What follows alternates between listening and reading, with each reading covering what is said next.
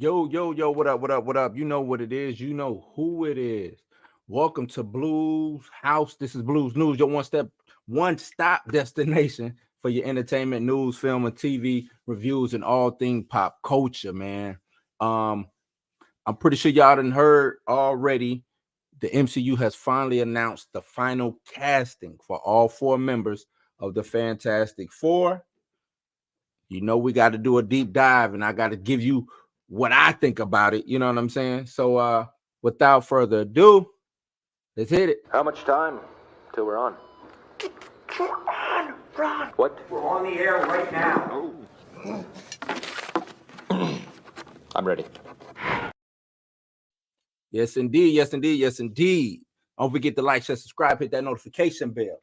Let's hop right into it, man. So the MCU, Marvel, Kevin Feige, the homies over there, they finally decided to give us the full listing of the casting right here on today, which is Valentine's Day.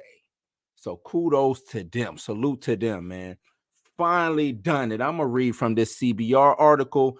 Fantastic Four's main cast officially announced by Marvel Studios.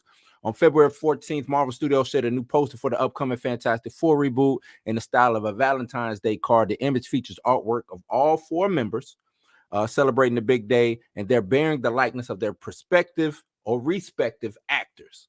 Marvel also noted how the rumors have suggested that the film will star Pedro Pascal as Mr. Fantastic, as we see up there, Vanessa Kirby as an Invisible Woman, Eben Moss Backrock as the Thing, and Joseph Quinn as the Human Torch. And the second image shared by Marvel Studios showcases the logo for the film, also announced the final release date for the movie. Let me share this real quick. This right here is the what they say is the card.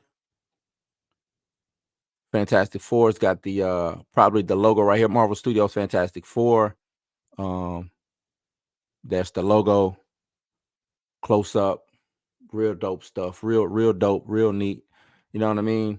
So yeah, salute. So that's dope. That's dope. I agree. I think this is a dope casting. I don't have any issues with any of these castings. Pedro Pascal, and I know a lot of people have had issue with him.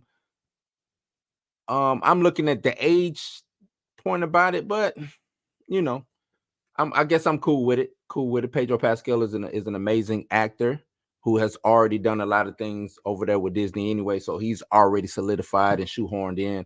Vanessa Kirby, the dude from Stranger Things. I think that is a dope one. I probably would have went with Billy from I want to say season 1, season 2. Was that season 1, season 2? But Billy, y'all know Billy died while in the under or whatever, in the underneath. But I would have went with Billy. I think Billy would have been better for Johnny Storm, in my opinion. I think he would have been a better Johnny Storm than this dude from Stranger Things. I forgot his name on Stranger Things, but either way, still a tremendous casting. I'm with it. I salute it. I think it's dope. Even Eben Moss Backrock as the Thing, I think is dope. Also, CGI. I wonder how much CGI, how much practicality with the makeup and things like that they'll do, because we're now in the age of where these comic book movies want to save money. So maybe doing some practical effects might save them some money. You know what I mean? I think they really need their money saved. So if CGI is eating away at the budget, try to stay away from it as much as possible. I know you're gonna have to do CGI with all of these characters for the most part. You got Mr. Fantastic who could stretch. You got the Invisible Woman who turns invisible. You got Johnny Storm, the Human Torch, who engulfs his whole body in flames, and then you got the Thing, which is a rock creature. So CGI is gonna be used out the wazoo, but I just hopefully they could figure out a way to cut. I don't want to say cut corners because that sounds like it's going to cheapen it. I don't want them to cheapen it, but figure out a way to best approach using special effects, whether it's practical special effects or whether it's CGI. And I think that helps. Now, I want to read another article, and this is coming from Game Rant about a possible clue of the exact year the film takes place in, right? So says Fantastic Four cast announcement may contain a clue about the exact year the Marvel Studios film is set. Fantastic Four MCU cast was announced on Valentine's Day. The photo featuring animated versions of Pedro Pascal, Mr. Fantastic, Reed Richards, Vanessa Kirby, Sue Storm, Joseph Quinn as Johnny Storm, Human Torch, Ebon Moss, backdrop is Ben Grimm, The Thing. The image gave fans the impression the Fantastic Four reboot will be set in the 60s, but eagle-eyed fans have spotted a potential clue revealing the precise year. So now, I know a lot of people, I'm going to say this before I keep reading, a lot of people want the Fantastic Four to be a period piece. I don't know if I really want it to be a period piece. And I'm going to get into the reasons why. They say in the Fantastic Four cast photo, Moss backtracks The Thing sits in a chair and reads a magazine. Now, we know nobody reads magazines no more, right? Magazines, paper, it's like a dying breed. I don't know too many magazines out there. While few details are animated in the magazine, there are enough visual similarities between the fictional cover and the real life Life magazine cover featuring United States President Lyndon B. Johnson. As noted by several fans, including Reddit user Cool Man Dragon, the Life issue in question is dated December 13th, 1963, potentially meaning the Marvel Studios Fantastic Four is set in the same year. Let me see. I want to show y'all up close of this.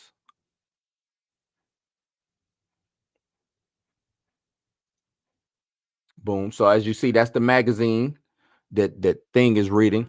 And that's supposedly a Life magazine with, with Lyndon B. Johnson, President of the United States, 1963, set on it. So that would give you a rough estimate and a rough time frame of what's going down. So I follow what they putting down. Right?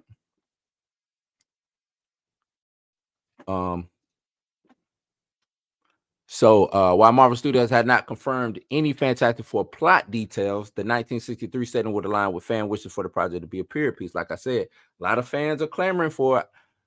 I'm not one of them. If they do it, they do it. But I am not one of them. Many fans have long claimed the Fantastic Four products at the time, arguably more so than any other Marvel characters, and that a feature film starring the team would be best served by setting it in the 60s. Ant-Man director Peyton Reed's Fantastic Four project, which was developed when the film rights were at Fox, was going to set this during the period. However, Fox ultimately passed on Reed's pitch and instead moved forward with the 2005 Fantastic Four movie directed by Tim Story.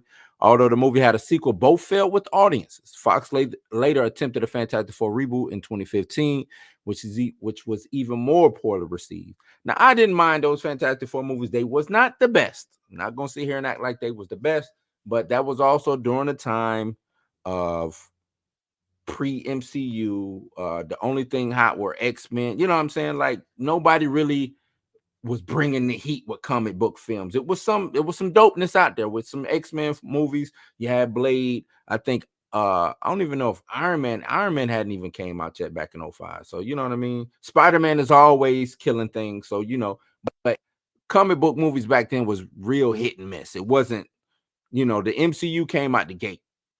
Well, I ain't even gonna say they came out the gate running, but the MCU kind of set a track record as it progressed and got better of being these big box office comic book movies is a draw. You know what I'm saying?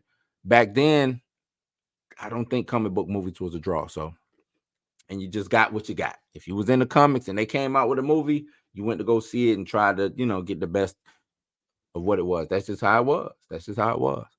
Consequently, fans clamored for the proper Fantastic Four movie and rejoiced when Disney acquired 20th Century Fox. Yeah. So even proposed having the characters travel through a wormhole at the end of the Fantastic Four so characters could catch up with modern times. See, now that's the issue I have. Because once you set it in the 60s, they stuck in the 60s. Unless you make them travel through a wormhole to catch up with everything.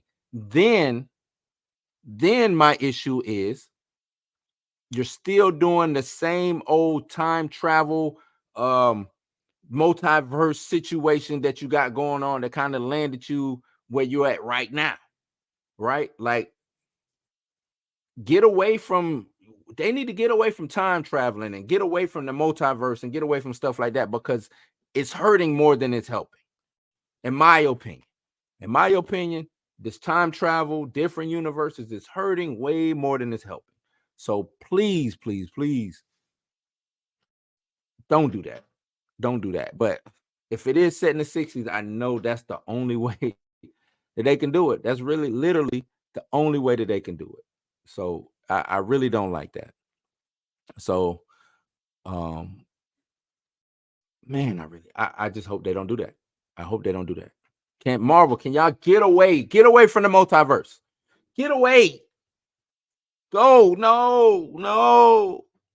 Get away from the multiverse. It's bad.